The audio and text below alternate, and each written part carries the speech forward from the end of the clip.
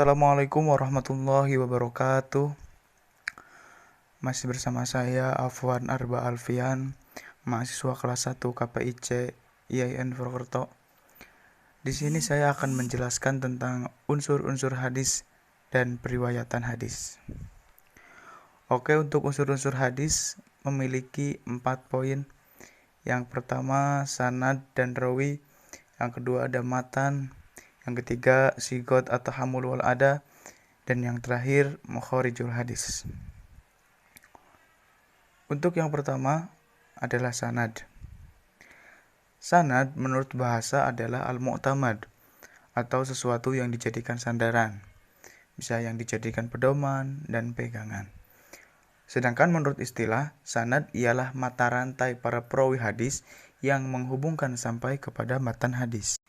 Dalam bidang ilmu hadis, sanad itu merupakan salah satu neraca yang menimbang sahih atau dhaifnya suatu hadis. Andai kata salah seorang dalam sanad ada yang fasik atau yang tertuduh dusta, atau jika setiap para pembawa berita dalam mata rantai sanad tidak bertemu langsung atau tidak mutasil, maka hadis tersebut dhaif, sehingga tidak dapat dijadikan hujah.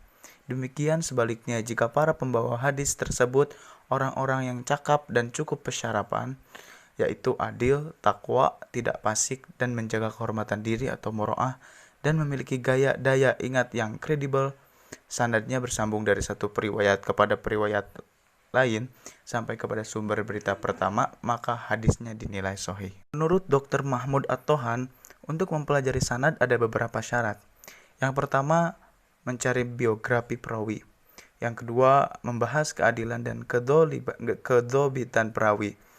Yang ketiga, membahas kemutasilan sanad, dan yang keempat, membahas syad dan ilat hadis. Untuk yang selanjutnya ada rawi.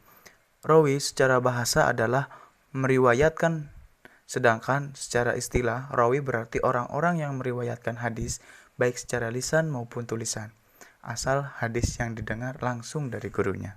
Rawi juga memiliki syarat wajib, di antaranya yang pertama adil, muslim, baligh, berakal, tidak berdosa besar dan kecil, dan dobit. Tidak semua dapat memenuhi syarat wajib rawi tersebut, sehingga menjadi 3 tingkatan.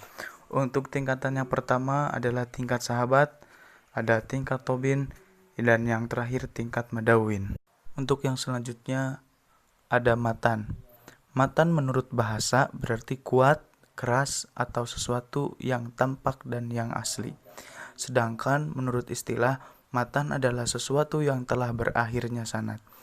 Definisi lain menyebutkan bahwa matan merupakan beberapa lafal hadis yang membentuk beberapa makna. Penelitian sanad dan matan perlu dilakukan untuk menyaring unsur-unsur luar yang masuk ke dalam hadis, baik disengaja maupun tidak.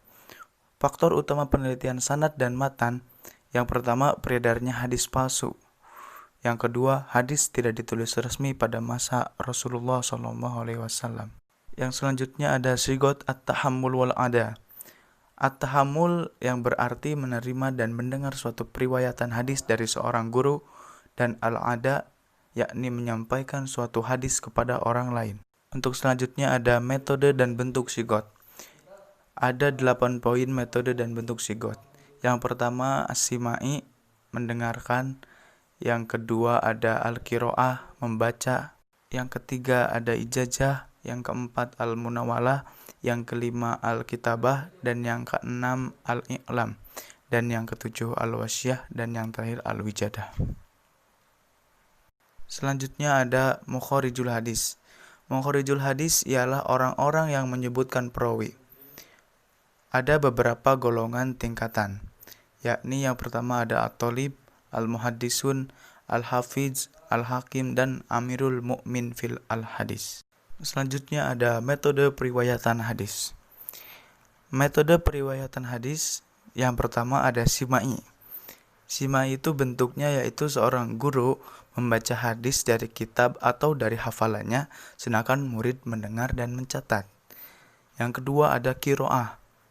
Bentuk dari qiraah ini, seseorang murid membaca hadis dan guru mendengarkannya. Yang selanjutnya ada al-ijazah. Al-ijazah ini bentuknya Guru mengizinkan murid meriwayatkan hadis untuk menjaga keutuhan hadis dari generasi ke generasi. Selanjutnya ada al-munawalah. Al-munawalah ini berarti seorang ahli hadis memberi naskah asli kepada muridnya untuk diriwayatkan. Ada juga al-mukatabah.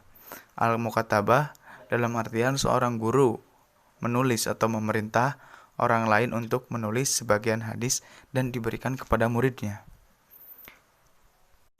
Ada juga i'lam. I'lam ini sebuah tindakan seorang guru yang memberitahu muridnya bahwa kitab atau hadis ini adalah riwayat darinya atau dari yang ia dengar tanpa disertai ijazah. Yang terakhir ada al-wijadah. Al-wijadah ini bentuknya murid mendapati beberapa hadis dengan tulisan syekh yang meriwayatkannya, tapi ia tidak mendengarkan hadis tersebut secara langsung dan tidak mendapatkan ijazah.